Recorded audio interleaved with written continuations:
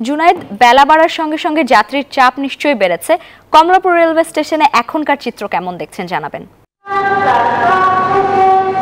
লাইবা, এই মুহূর্তে কমলাপুর রেল স্টেশনে যে বিষয়টি দেখা যাচ্ছে যে সকালে যে পরিমাণ যাত্রীর ভিড় বা চাপ যেটি বলি না কেন ছিল, সেটি কিন্তু তুলনামূলক এখন অনেকটাই কমে গেছে।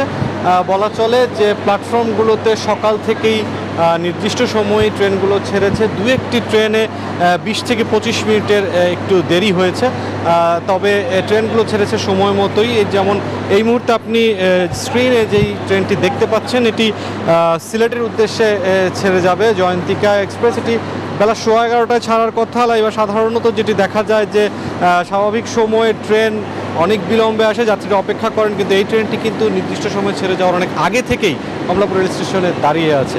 এবং যে বিষয়টি দেখা গেছে যে গতকাল বিকেল পর্যন্ত ট্রেনের ছাদে যাত্রার যে বিষয়টি, সেটি কিন্তু নিরবচ্ছিন্ন ছিল, কিন্তু রাতের দিকে অর্থাৎ ঠিক সন্ধ্যার পরে যখন মোটামুটিভাবে সবগুলো গার্মেন্টসে বন্ধ হয়ে যায়, তার প্রেক্ষিতে কিন্তু দেখা যাচ্ছে যে ট্রেনের ছাদেও যাত্রা শুরু হয় গতকাল রাত থেকে। এবং সেই বিষয়টি আজ সকালেও কিন্তু দেখা গেছে 3-4টি ট্রেনে।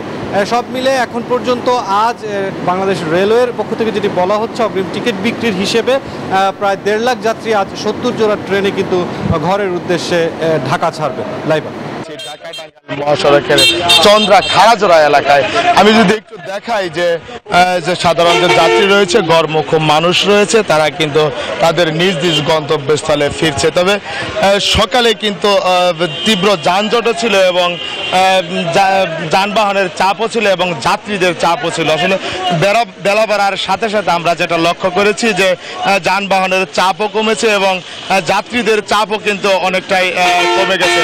আমি যদি একটু দেখাই যে যানবাহনের অনেকটাই চাপ কমে গেছে এবং এখন আমি বলতেই পারি যে ঢাকা টাঙ্গাইল যে মহাসড়ক রয়েছে, সেই মহাসড়কে কিন্তু অনেকটাই ভোগান্তি কমেছে এবং যানবাহন স্বাভাবিক গতিতেই চলছে। তবে ভাড়ার যে বিষয়টা, গত কয়েকদিন ধরে যাত্রীরা অভিযোগ করছিলেন যে তাদের কাছ থেকে 3 থেকে 5 গুণ বেশিও ভাড়া নেওয়া হতো।